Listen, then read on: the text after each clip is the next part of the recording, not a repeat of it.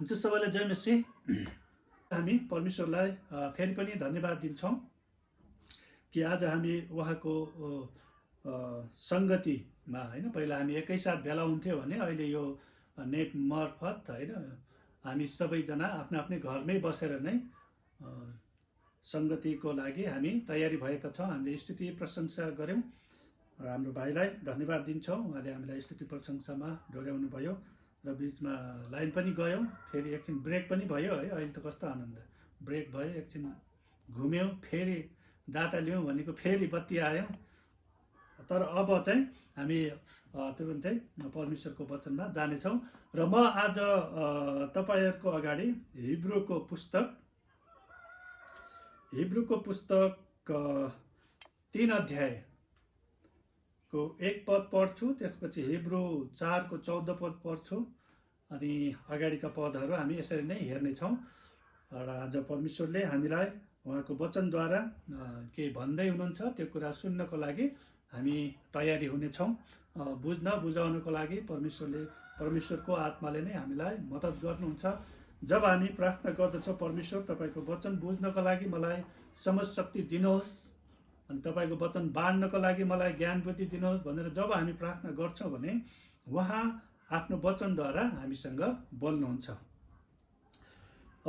यहाँ हिब्रू 3 अध्याय 1 पदमा यसरी लेखेको छ, यसकारण स्वर्गीय बोलावटमा सहभागी भएका पवित्र भाइ हो, हामीले दृढ स्वीकार गरेका प्रेरित तथा प्रधान पुजारी येशूलाई विचार गर। हैन, येशू ख्रिस्टलाई हामीले विचार गर्ने कुराहरू छ। येशू ख्रिस्टले हाम्रो लागि के गर्नुभयो अनि उहाँ हाम्रो लागि के हुनुहुन्छ हैन, त्यो कुरा चाहिँ हामीले विचार गर्नको लागि यहाँनिर बताएको छ। यसकारण स्वर्गीय बोलावटमा सहभागी भए, तपाईँ र म ख्रिस्ट येशूमा स्वर्गीय बोलावटमा सहभागी हुनको लागि बोलाइएको हौँ। आमेन। अहिले जसरी तपाईँ प्रस्तुत हुनुभएको छ, यो चाहिँ सहभागी देखाएको। त्यसरी नै यहाँ मुख्य कुरा के छ भने स्वर्गीय बोलावटमा सहभागी भएका पवित्र भाइ हो, हामी स्वर्गीय अनि यहाँनिर पवित्र भाइ भनेको छ, पवित्र व्यक्तिहरू स्वर्गीय बोलावटमा बोलाइएका छन् हैन। स्वर्गमा जानको लागि हाम्रा पापहरू क्षमा हुनुपर्छ।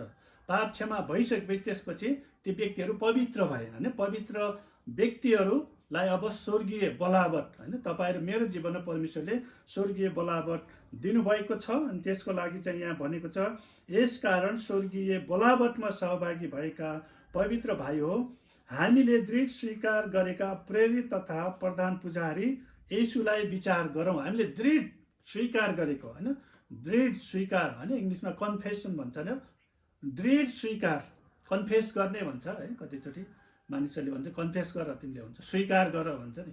त्यस्तै नै ख्रिस्ट येशूलाई चाहिँ हामीले स्वीकार, दृढसँग स्वीकार गर्नु। दृढ भनेको त्यत्तिकै हो फलानाले भन्यो भनेर होइन कि, दृढ तपाईँ भित्रबाट त्यो कुरा आउनु पर्यो। येशू ख्रिस्टलाई स्वीकार गर्ने कुरा मानिसहरूको व्यक्तिगत विश्वास हुनुपर्छ, व्यक्तिगत इच्छा हुनुपर्छ, व्यक्तिगत रूपमा चाहिँ निर्णय हुनुपर्छ। त्यो दृढ स्वीकार गरेको, अरूले भनेर स्वीकार गरेको भनेको छैन, दृढ स्वीकार गरेको। जबकि यदि हामीले ख्रिस्ट येशूलाई आफ्नो हृदयमा दृढ रूपले प्रधान पुजारीको रूपमा स्वीकार गरेका छौँ भने हाम्रो जीवनमा जस्तोसुकै परिस्थिति आए पनि हामी उहाँलाई त्यो स्थानमा राखिराख्छौँ अनि उहाँले भनेका कुराहरू हामी मानिराख्छौँ। अनि यहाँ 4 को 14 पनि पढ्छु म। हिब्रू 4 को 14 पदमा यसरी लेखिएको छ, आकाश छिचोलेर जानुभएका परमेश्वरका पुत्र येशू हाम्रा महान प्रधान पुजारी हुनुभएको हुनाले हामीले पक्कासँग स्वीकार गरेको यो विश्वास थामी राखौँ। यहाँनिर के भनेको छ, पक्कासँग स्वीकार गरेको यो विश्वासलाई थामी राखौँ। हामीले हिब्रू 3 को 1 पदमा हेरेको थियो, त्यहाँ दृढ स्वीकार गरेको भनेको छ, यहाँनिर पक्कासँग स्वीकार गरेको कुरो एउटै हो हैन। पक्का दृढ रूपमा हैन, दृढ रूपमा यहाँनिर के भनेको छ, पक्कासँग स्वीकार गरेको विश्वास थामी राखौँ। हामीले जे विश्वास गरेका छौँ त्यसलाई चाहिँ थामी राख्न जरुरी छ, किनकि एकचोटि विश्वास गरेर हुँदैन हैन। ख्रिस्ट येशूलाई हामीले व्यक्तिगत उद्धारकर्ताको रूपमा हामीले विश्वास गर्यौँ, तर त्यो विश्वास गरेको कुरालाई चाहिँ थामिराख्नु अन्तिम समयसम्म यस संसारमा परमेश्वरले हामीलाई जति बेलासम्म राख्नु भएको छ त्यतिन्जेलसम्म ख्रीष्ट येशू मेरो उद्धारकर्ता हुनुहुन्छ, मेरो मुक्तिदाता हुनुहुन्छ भनेर दृढ रूपमा स्वीकार गरिराख्ने। त्यसको भनेको उहाँ मुक्तिदाता हुनुहुन्न, उहाँ उद्धारकर्ता हुनुहुन्न भन्ने विभिन्न किसिमका शङ्का उपशङ्काहरू आउन सक्छन्, विभिन्न किसिमका परीक्षाहरू आउँछ, खोइ त भन्ने कुराहरू हुन्छ। तर यहाँदेखि पक्कासँग हामीले अन्तिमसम्म नै स्वीकार गरिराख्न चाहिँ एकदमै जरुरी छ। त्यसैले यहाँ बताएको छ येशू ख्रीष्ट हाम्रो चाहिँ प्रधान पुजारी हुनुभएको हुनाले हामीले पक्कासँग स्वीकार गरेको यो विश्वास थामिराखौँ। हामीले स्वीकार गरेको अनि अरूले होइन, हामीले स्वीकार गरेको। यहाँनिर व्यक्तिगत स्वीकारको कुराहरू छ, व्यक्तिगत रूपमा स्वीकार गर्ने कुराहरू छ। र हामीले हेऱ्यो भने बाइबलमा हेऱ्यो भने प्रायः जसो यो स्वीकारको कुराहरू घरिघरि आएको छ, स्वीकार गर्ने कुराहरू। अनि कतिचोटि मानिसहरूले चाहिँ यो स्वीकार गर्ने कुरालाई चाहिँ नकारात्मक रूपमा, होइन, उसको कुनै व्यक्तिले केही गल्ती गरेको छ भने तिमीले यो गल्ती स्वीकार गर, तिम्रो भुल हो, तिमी कमजोर छौ, अनि यो स्वीकार गर, तिमीले गल्ती गरेको भनेर त्यो प्रकारले त्यो कन्फेसलाई अथवा त्यो स्वीकार गर्ने कुरालाई मानिसहरूले लिइरहेका हुन्छन्। जस्तै म तपाईँहरूको अगाडि एउटा अर्को पद पढ्न चाहन्छु। पहिलो यूहन्ना 1:9 यसरी लेखेको छ। पहिलो यूहन्ना 1:9। यहाँ पहिलो यूहन्ना 1:9 के लेखेको छ भने यदि हामीले आफ्ना पापहरू स्वीकार गर्यौं भने उहाँले हाम्रा पाप क्षमा गर्नुहुन्छ र सबै अधर्मबाट हामीलाई शुद्ध पार्नुहुन्छ, किनकि उहाँ विश्वासयोग्य र धर्मी हुनुहुन्छ। यहाँ पनि स्वीकार गर्ने कुराहरू छ, होइन। यहाँनिर यो पदमा के भनेको छ, यदि हामीले हाम्रो पापहरू स्वीकार गर्यौँ अथवा हाम्रो गल्तीहरू स्वीकार गर्यौँ ख्रीष्ट येशूको अगाडि, परमेश्वरको अगाडि जब हामीले स्वीकार गर्यौँ भने यहाँनिर के भनेको छ, उहाँले हाम्रा पाप क्षमा गर्नुहुन्छ। हाम्रो पाप क्षमा हुनको लागि हामीले हाम्रो भुल, हाम्रो गल्ती, पापलाई चाहिँ स्वीकार गर्नु पर्यो, अनि स्वीकार गर्नु पर्यो। त्यसैले कुनै व्यक्तिले प्रभुलाई व्यक्तिगत रूपमा स्वीकार गर्नुभन्दा पहिला उसले के भन्छ, म चाहिँ पापी हुँ, मैले पाप गरेको छु, अथवा आदमले जुन पाप गर्यो त्यो पाप चाहिँ सम्पूर्ण मानव जातिमा आएको छ। त्यसैले मैले परमेश्वर तपाईँको आज्ञा उल्लङ्घन गरेको छु, तपाईँको विरुद्धमा मैले पाप गरेको छु। त्यसैले म यो कुरालाई चाहिँ स्वीकार गर्दछु कि ख्रीष्ट येशू मेरो लागि यस संसारमा आउनुभयो र उहाँले मेरो पापको बलिदान स्वरूप आफैलाई दिनुभयो, अनि उहाँको रगतद्वारा मेरा पापहरू धोइएका छन् भनेर जब हामी त्यो स्वीकार गर्छौँ भने उहाँले हामीलाई क्षमा गर्नुहुन्छ। त्यसैले यहाँ भनेको छ, यदि हामीले आफ्ना पाप स्वीकार गर्यौँ भने उहाँले हाम्रा पाप क्षमा गर्नुहुन्छ। अनि के भनेको छ, र सबै अधर्मबाट हामीलाई शुद्ध पार्नु। क्षमा मात्र, ल क्षमा भयो भन्यो, तर शुद्ध पार्नुहुन्छ, सबै अधर्मबाट शुद्ध पार्नुहुन्छ, किनकि उहाँ विश्वासयोग्य अनि धर्मी हुनुहुन्छ। परमेश्वर चाहिँ विश्वासयोग्य अनि धर्मी। त्यसैले यो पदमा हाम्रो पाप स्वीकार गर्ने कुराहरू लेखिएको छ भने अन्य बाइबलको खण्डमा नयाँ नियममा हेऱ्यो भने हामीले धेरै जसो त्यहाँ सकारात्मक रूपमा हामीले स्वीकार गर्ने कुराहरू छ। सकारात्मक रूपमा चाहिँ हामीले परमेश्वरले भनेका कुराहरूलाई स्वीकार गर्नुपर्ने कुराहरू, यो शब्द चाहिँ धेरैचोटि नयाँ करारमा चाहिँ चलाइएको छ। स्वीकार गर्ने, पाप मात्र स्वीकार गर्ने होइन, पाप स्वीकार गर्यो होइन, आफ्नो गल्तीहरू स्वीकार गर्यो, तर अन्य कुराहरू पनि छन् स्वीकार गर्नुपर्ने।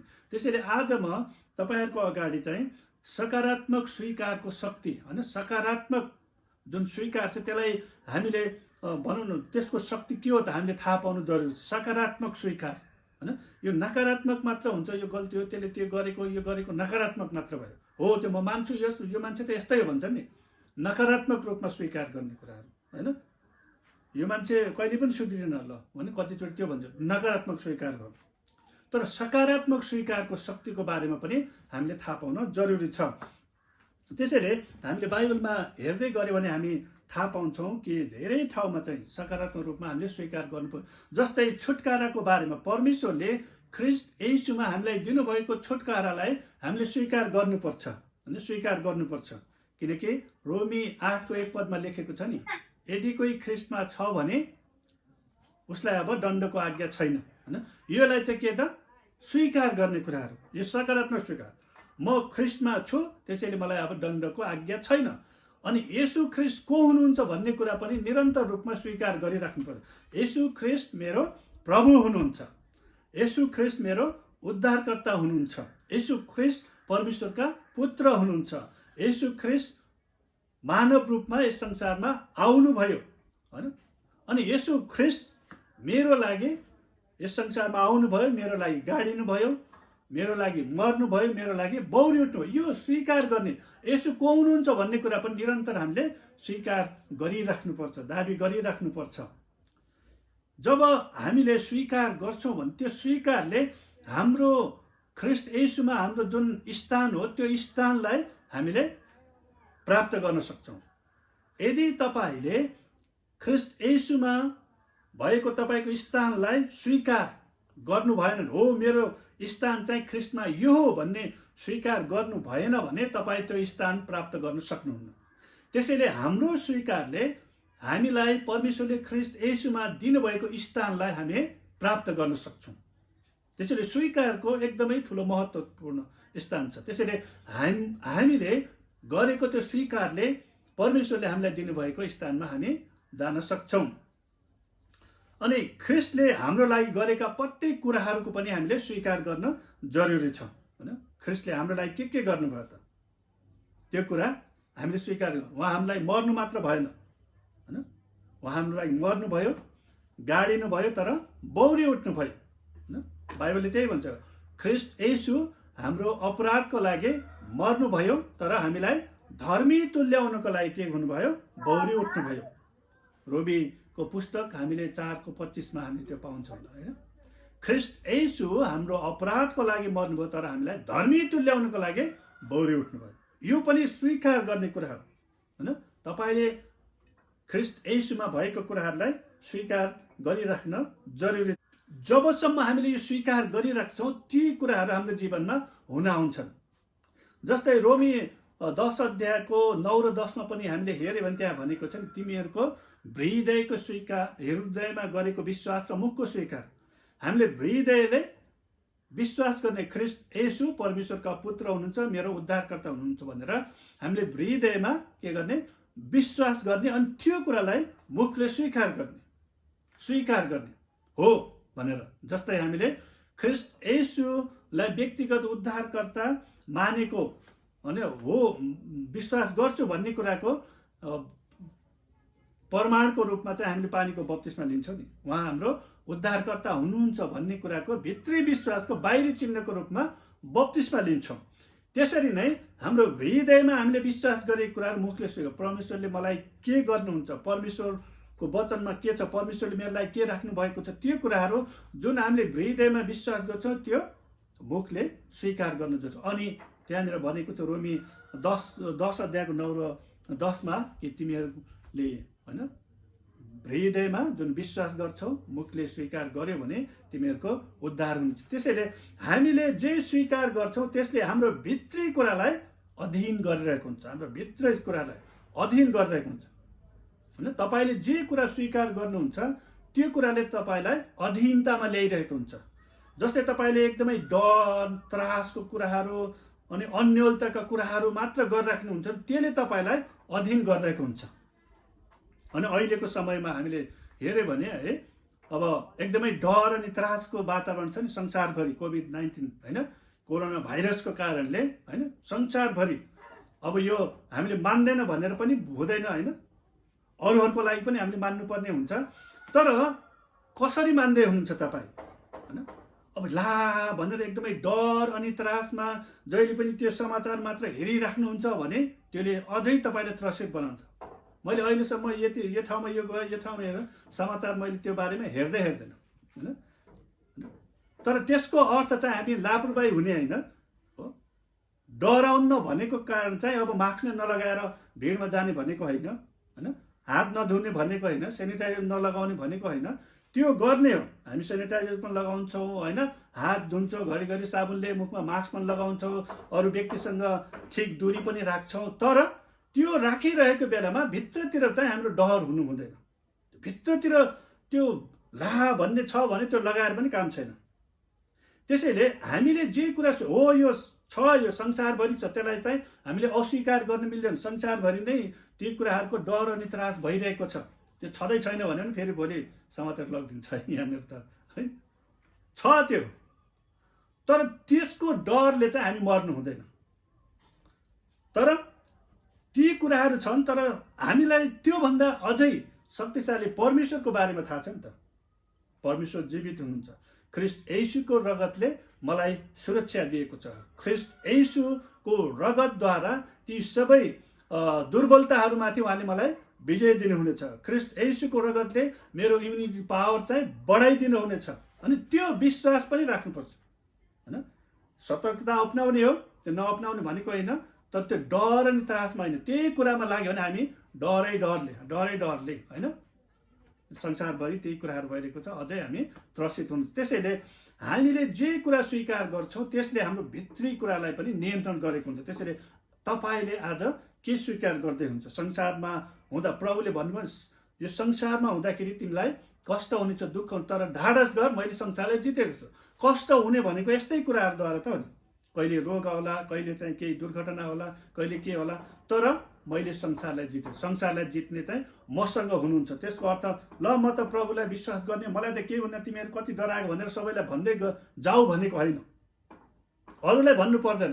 तर तपाईँ भित्र के कुराले अधीन गरिरहेको छ? डरले या परमेश्वरको शान्तिले होइन, त्रासले या परमेश्वरको शक्ति सामर्थ्यले? यी कुराहरू छ, त्यसलाई नकार्ने होइन, छैन भन्ने होइन, भएको कुरालाई छैन भन्नु पनि होइन, छ। तर त्योभन्दा महान मेरो परमेश्वर हुनुहुन्छ। भजन सङ्ग्रह 91 हामीले पढ्ने मात्र होइन, तर त्योमा भएको त्यो सुरक्षा परमेश्वरले हामीलाई दिनुहुन्छ है। त्यो सुरक्षा दिनुहुन्छ। त्यो सुरक्षा छ भनेर अरूहरूलाई मलाई त सुरक्षा छ भनेर उनीहरूलाई चिडाउने प्रकारले हामीले प्रस्तुत हुनु हुँदैन।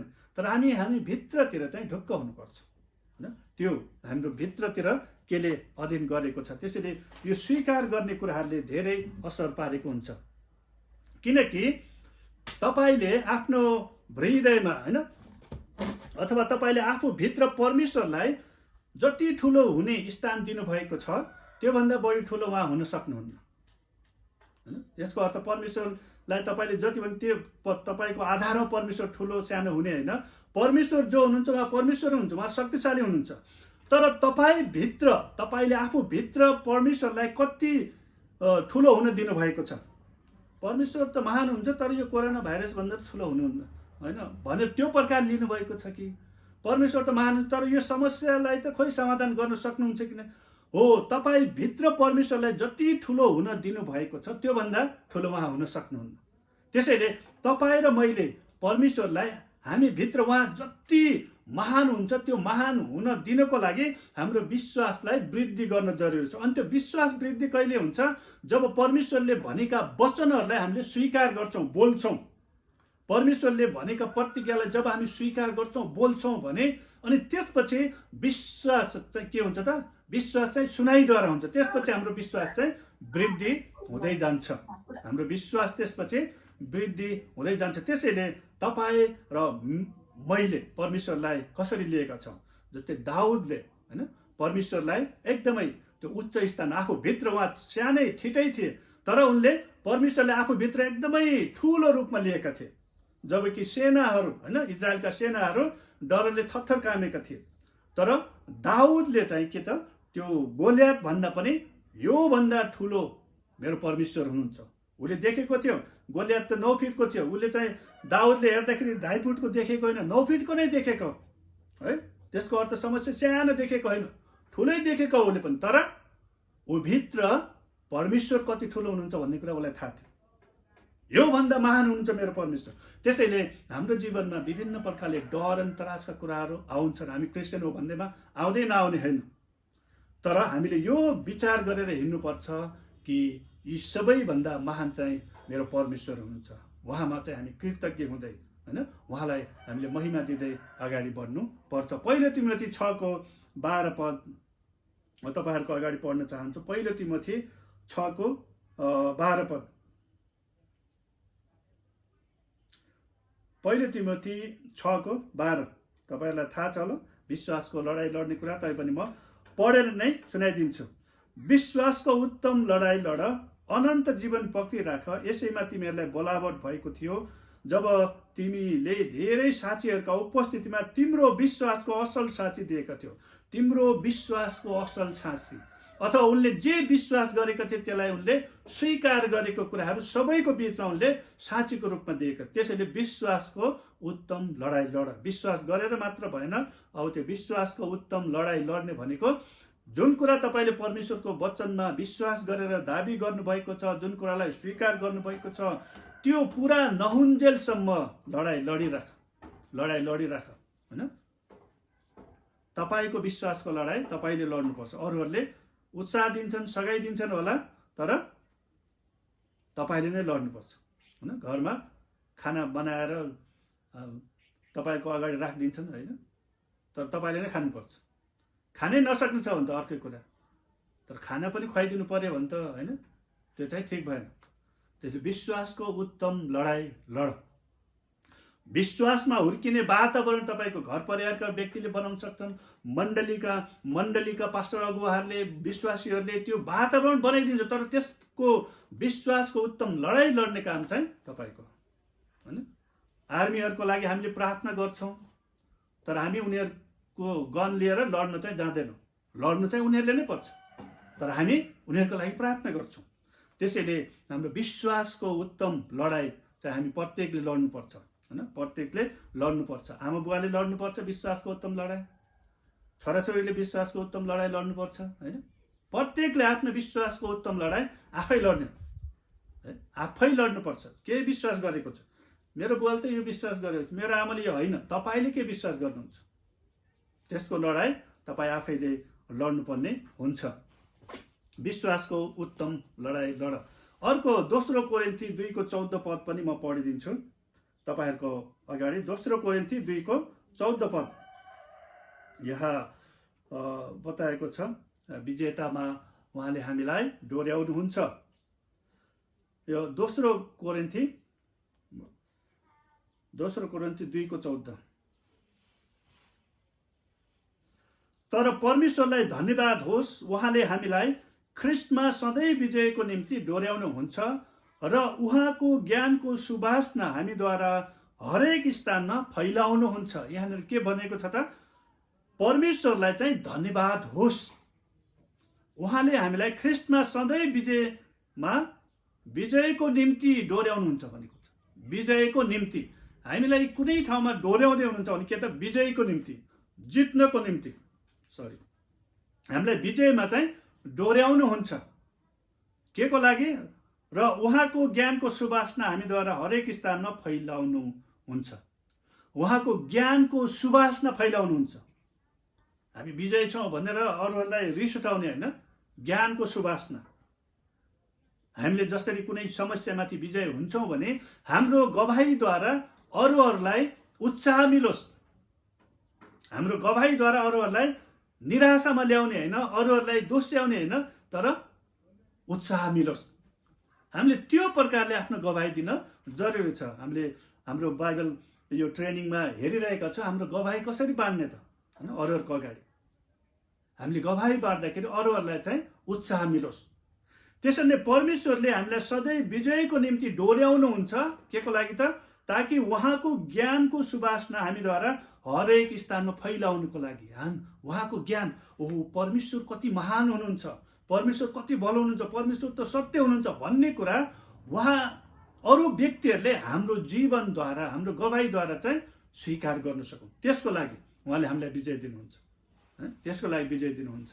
त्यसैले फिलेमोनको पुस्तकमा 6 पदमा त्यहाँ हेऱ्यो भने त्यहाँ भनेको छ, तिम्रो विश्वासको सहभागिताले, होइन, हाम्रो विश्वासको सहभागिता हुन चाहिँ एकदमै जरुरी छ। यो विश्वासको सहभागिताले के हुन्छ हेर्नुहोस् है, म प्रार्थना गर्छु कि तिम्रो विश्वासको सहभागिताले ख्रिस्टमा भएका हाम्रा सबै असल कुराका ज्ञानको वृद्धि गर। विश्वासको सहभागिताले ख्रिस्टमा भएका सबै अनि असल कुराका ज्ञानको वृद्धि गर्नेछ। ख्रिस्टमा भएका सबै असल कुराको ज्ञानको वृद्धि कहिले हुनेछ, हाम्रो विश्वासको सहभागिताको कारण। तपाईको विश्वासको सहभागिता भनेको तपाईले जे विश्वास गर्नुभयो त्यो कुरालाई स्वीकार गर्ने कुरा, पक्रिराख्ने, दृढ स्वीकार गरिराख्ने, सकारात्मक स्वीकार गरिराख्ने, त्यसले ख्रिस्टमा भएका सबै असल कुराको ज्ञानको वृद्धि गर्छ। असल कुराको ज्ञानको वृद्धि गर्दछ। त्यसैले ख्रिस्ट येशूमा हैन हामीले स्वीकार गरेका, भनौँ न, ख्रिस्ट येशूमा परमेश्वरले हाम्रो लागि राख्नुभएका ती प्रत्येक कुरालाई हामीले स्वीकार गर्न जरुरी छ। प्रत्येक कुरालाई। अहिले त भएन भनेर होइन, औषधि खान त छोड्नुहुन्न हैन। जिन्दगीभरिको लागि ल डाक्टरले खाओ भन्यो भने त खाइहाल्छन् मान्छेले, जिन्दगीभरि खान्छन्। बिहान उठेर खानुपर्छ, बिहानै उठेर खान्छन्। कति खाने डाक्टर म त खान्न भनेर छोड्दैनन् नि। तर परमेश्वरको वचनलाई हामीले स्वीकार गरिराख्न किन हेलचक्राइ गर्ने हैन। औषधि तितो भए पनि जबरजस्ती खुवाउँछन्। इन्जेक्सन लगाउँदाखेरि है पिटी पनि लगाउँछन्। हिजो एउटा फेसबुकमा देखिरहेको थिएँ, हाम्रो नेपालकै एउटा देखाइरहेको थियो। आमाले त्यो एउटा छोरालाई चाहिँ इन्जेक्सन लगाउनु लगाएको छ। अब इन्जेक्सन लगाउँदा चल्दै थियो, एकदमै चल्दै थियो। त्यो नर्स पनि डराउँदै थियो। आमाले उसलाई च्यापेर पुरा यता पनि च्यापेको छ, उता पनि च्यापेको छ, अनि ऊ त चल्दैछ। अनि त्यसपछि पिट्दै थियो, त्यही पिट्दै थियो, ड्याम हान्थ्यो। अब पिटे पनि के, फेरि रुँदै, फेरि पुरा त्यो खुट्टा पनि च्यापेको छ, एउटाले घाँटी च्यापेको छ। अनि त्यसपछि उसको यहाँ ढाडमा लगाउँदै थियो सुई। अनि बल्ल तल्ल उसले इन्जेक्सन लगायो। इन्जेक्सन त्यो नर्सले लगाइसकेपछि त्यसपछि फेरि उसको आमाले फेरि हाने, त्यही 2 झापड। त रुने हुँदैन, यसरी पनि लगाउँछन् है। परमेश्वरको वचन हामीले स्वीकार गर्दाखेरि न कसैले त्यसरी पिट्छ है, न तितो हुन्छ। अनि त्यो स्वीकार गर्न हामीलाई कति गर्ने भनेर कतिचोटि मान्छेहरूले स्वीकारै गर्दैन। कति प्रार्थना गर्ने भनेर प्रार्थना गर्नै छोडिदिन्छन्। तर परमेश्वरको वचन पुरा हुनेछ, किनकि उहाँले के भन्नुभएको छ कि मेरो वचन त्यसै खेर जाने छैन, पुरा काम गरेर आउनेछ। आमेन। पुरा काम गरेर। त्यसैले हामीले त्यो वचन चाहिँ निरन्तर भनिराख्ने, दाबी गरिराख्ने त्यो हुन आउनेछ। त्यो के हो त, हामीले त्यही कुराहरू बोल्छौँ जे हामीले स्वीकार गरेको छ। भित्रतिर जे स्वीकार गरेको छ त्यो बोल्छौँ। त्यसैले हामी त्यत्तिकै बोलेको होइन, हाम्रो स्वीकार बोलेको, हामी त्यत्तिकै बोलेको होइन। त्यसैले यो कुरा चाहिँ हामीले एकदमै विचार गर्नुपर्छ। हामीले यो स्वीकार गर्नुपर्छ। अनि 2 कोरिन्थी 5:17 म चाहिँ नयाँ सृष्टि हुँ, ख्रिस्ट येशूमा म नयाँ सृष्टि हुँ, मेरो पुरानो बिति गयो, नयाँ आएको छ। पुरानो भनेको कमजोर म बिति गएको छ, अब म बलवान भएको छु हैन। पुरानो म चाहिँ अन्यलमा पर्ने हैन असफल जीवन बिति गएको छ, अब ख्रिस्टमा सफलताको जीवन छ। पुरानो अभावको जीवन बिति गएको छ, तर ख्रिस्टमा प्रशस्तताको जीवन आएको छ। यो कुरालाई चाहिँ हामीले निरन्तर स्वीकार गरिराख्न जरुरी छ। कि 2 कोरिन्थी 5:21 भनेको छ कि म ख्रिस्ट येशूमा परमेश्वरको धार्मिकता भएको छु। अनि यसरी बाइबलमा भएका प्रत्येक कुराहरू ख्रिस्ट येशूमा हामी को हौँ अथवा परमेश्वरले हामीले के भन्नुभएको छ, हामीले त्यसलाई स्वीकार गर्नुपर्छ। हामीले के को लागि छुटकारा पायौँ, केबाट छुटकारा पायौँ, के को लागि पायौँ हैन। छुटकारा मात्र पायौँ होइन, हामीले के को लागि छुटकारा पायौँ, अनि के को लागि हैन, कहाँबाट के को लागि हैन, केबाट के को लागि छुटकारा पायौँ, त्यो कुरालाई चाहिँ हामीले स्वीकार गरिराख्नु पर्छ। परमेश्वरको वचन तपाईको ओठमा रहिरहनको लागि चाहिँ बनाइएको। परमेश्वरले यो वचन दिनुभयो ताकि त्यो चाहिँ हाम्रो ओठमा ओठैमा भन्छ नि कतिले, त्यो मान्छेसँग त कुरै गर्न, गाली त त्यसको ओठैमा छ, झुन्डिएको छ भन्छ नि। रिस चाहिँ नाकमै झुन्डिएको छ भन्छन्। त्यसको त वचन त त्यसले खस्नै दिने, त्यसको ओठैमा छ भन्छ नि। तर अब हामी परमेश्वरको वचन किनिदिएको हाम्रो ओठमा राख्नको लागि, ओठबाट हाम्रा ओठहरूद्वारा हैन वचन बोल्नको लागि हैन, परमेश्वरका प्रतिज्ञाहरू दाबी गर्नको लागि उहाँको वचन चाहिँ हामीलाई दिएको। एकजना व्यक्ति इडब्ल्यू केनियन भन्ने एकजना व्यक्तिले के भनेको छ भने, यो हाम्रो स्वीकार, हामीले जे कुरा स्वीकार, हाम्रो स्वीकारले चाहिँ एउटा बाटो तयार गर्छ, पुल बनाउँछ, जसमाथि हाम्रो विश्वासले के गर्छ, आशिषहरू लैजान्छ हैन। हामीले प्रार्थना गर्छौँ, हामीले विश्वास गर्छौँ, त्यो कुरा हामीले प्राप्त गर्छौँ, तर त्यो हामी कहाँ आउनको लागि बाटो तयार हुनु जरुरी छ। अनि यो स्वीकारले चाहिँ त्यो बाटो बनाउँछ जसमाथि हाम्रो विश्वासले चाहिँ सामान हैन हामी कहाँ आउनुपर्ने कुराहरू ल्याउन सक्दछ। त्यसैले स्वीकार गर्ने कुरा चाहिँ एकदमै महत्त्वपूर्ण छ, हामीले स्वीकार गरिराख्न एकदमै जरुरी छ। हितोपदेश 22:18 यहाँ यसरी लेखेको छ, तपाईँका ओठहरू परमेश्वरको वचन स्वीकार गर्नलाई अभ्यस्त हुनुपर्छ भन्ने कुरा त्यहाँ पनि त्यही कुराहरू दर्शाएको छ। त्यसैले म आज तपाईँहरूको अगाडि यही कुरा बताउन चाहन्छु कि हामीले दैनिक जीवनमा होइन प्रत्येक कुराहरू हाम्रो जीवनमा आउँछन्, प्रत्येक कुराहरू हामीले त्यसलाई मानिलिनुपर्ने हुन्छ, स्वीकार गर्नुपर्ने हुन्छ होइन। कतिपय नकारात्मक हुन्छन्, कतिपय सकारात्मक हुन्छन्, तर हामीले नकारात्मक कुरा स्वीकार गर्यो भने त्यो कुराले हामीलाई अधीन गर्छ अनि त्यस्तै हुँदै जान्छ। तर परमेश्वरको वचनलाई सकारात्मक रूपमा हामीले पाप मात्र स्वीकार गर्ने होइन, किनभने पाप स्वीकार गर्यो र उहाँले हामीलाई सबै पापबाट शुद्ध पार्नुभयो। तर अब हामी शुद्ध भइसकेपछि परमेश्वरले हामीलाई ख्रीष्ट येशूमा दिनुभएको त्यो स्थानलाई पनि स्वीकार गर्नुपर्छ। परमेश्वरले हामीलाई ख्रीष्ट येशूमा बनाउनु भएको धार्मिकतालाई पनि हामीले स्वीकार गर्नुपर्छ होइन। परमेश्वरले हामीलाई भनौँ न ख्रीष्ट येशूमा नयाँ भनौँ न सृष्टि भन्नुभएको छ, पवित्र जाति भन्नुभएको छ। ख्रीष्ट येशूमा हाम्रो लागि भएका प्रत्येक कुरालाई हामीले दिनदिनै स्वीकार गर्नुपर्छ, दिनदिनै स्वीकार गर्नुपर्छ। हाम्रो सम्बन्धलाई स्वीकार गर्नुपर्छ होइन, छोराछोरीलाई स्वीकार गर्ने, श्रीमानलाई, श्रीमतीलाई, नातेदारहरूलाई स्वीकार गर्ने हो। मेरो जीवनमा यी व्यक्तिहरू तपाईँले दिनुभएको छ होइन। यी सबै कुराहरू असल सकारात्मक रूपमा हामीले स्वीकार गर्न चाहिँ एकदमै जरुरी छ। हुन्छ, हामी परमेश्वरलाई धन्यवाद दिन्छौँ कि परमेश्वरले तपाईँ र मलाई ख्रीष्ट येशूमा जे कुरा दिनुभएको छ त्यसलाई हामीले पूर्ण रूपले स्वीकार गर्न जरुरी छ। परमेश्वरले तपाईँ र मलाई ख्रीष्ट येशूमा नयाँ जीवन दिनुभएको छ। परमेश्वरले तपाईँ र मलाई ख्रीष्ट येशूमा उहाँको आफ्नै धार्मिकता भन्नुभएको छ। परमेश्वरले तपाईँ र मलाई भनौँ न आशिषित जीवन जिउनको लागि राख्नुभएको छ।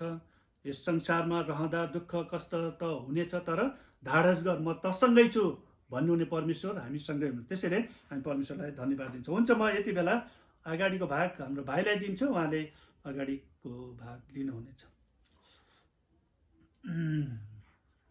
हुन्छ, दाइलाई धन्यवाद। हाम्रो बिचमा परमेश्वरको वचनबाट हामीलाई फेरि पनि आज हामीलाई अन्तिम प्रार्थना चाहिँ भाउजूले गरिदिनु होला। भाउजूले अन्तिम प्रार्थनामा गरिदिनु होला। हामी सबैजना चाहिँ सहभागी हुनेछौँ।